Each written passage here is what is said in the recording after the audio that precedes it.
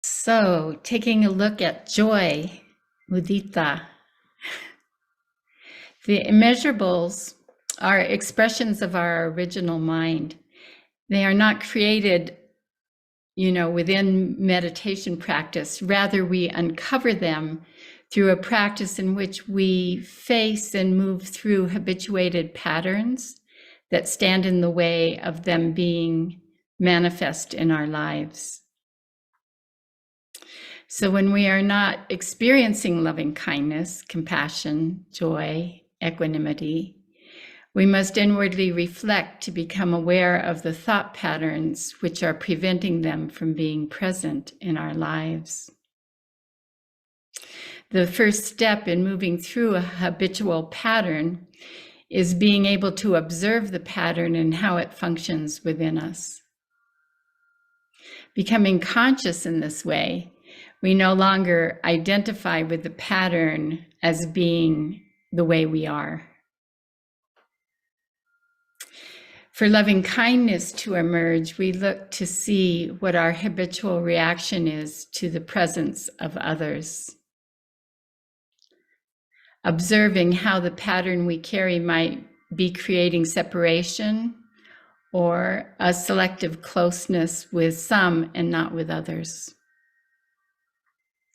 For compassion to fully arise, we observe our reaction to being present to the suffering of others. And to uncover our joy in life, we must observe the reaction we have to the happiness of others. And of course, this varies. There may be some people in our lives with whom we can easily access a pure joy in response to their joy and happiness. And with others, we have a reactive pattern which stops us from sharing in their joy. And looking on the internet, I found a helpful teaching on clearing the conditioning which prevents immeasurables from being fully present on the Namchak Foundation website. And they present what they call the near and the far enemies for each of the four immeasurables, naming the conditioned responses which block them. And the far enemy for joy is jealousy or competitiveness. When we hit this reactive emotion, our hearts shrink rather than being open to the boundless joy that could be present. And unable to wholeheartedly participate in another's success or happiness, we create suffering by becoming critical, withdrawing, being undermining. Or they pointed out that the deeper level of all those reactions is getting polarized into an underlying sense of deficiency within ourselves. And when we are able to contact and see through this sense of deficiency triggered by our separate self-conditioning, everything opens up and we are free to be alive in the present moment without apology for who we are. We begin to find fulfillment in the very activities of life, whether we win or lose, or whether we do something perfectly or make mistakes. We are able to just be. And the practice of regularly extending joy to other people will uncover additional areas in our lives where we feel deficiency, and developing the awareness necessary to move through these different layers of how the separate self, keeps us separate and compares us to others, is actually being on the road of recovering our ever-increasing joy in life.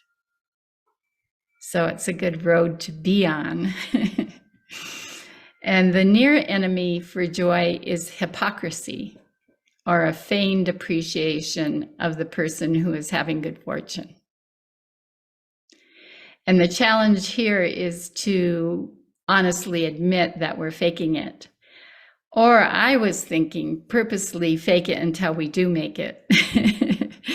And use that space right there to become conscious of what's blocking our joy.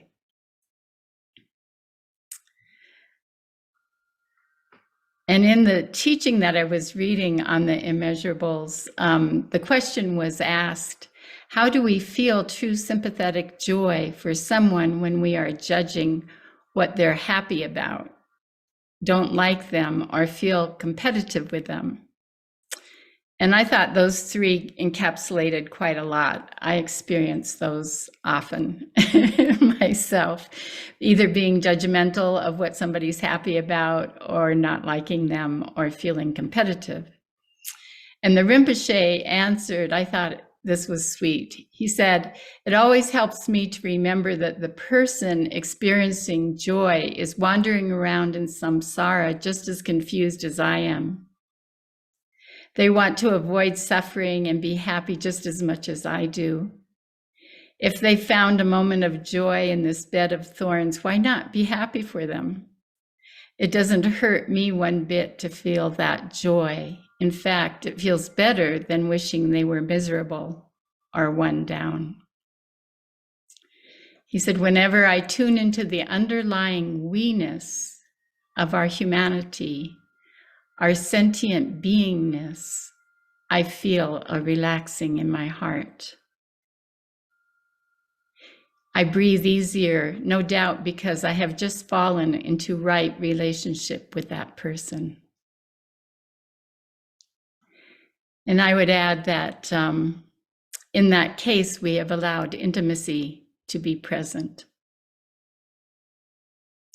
And Thich Nhat Hanh expands the definition of mudita beyond the happiness we feel for others, saying that when it is only for another, we are caught in discriminating between self and other.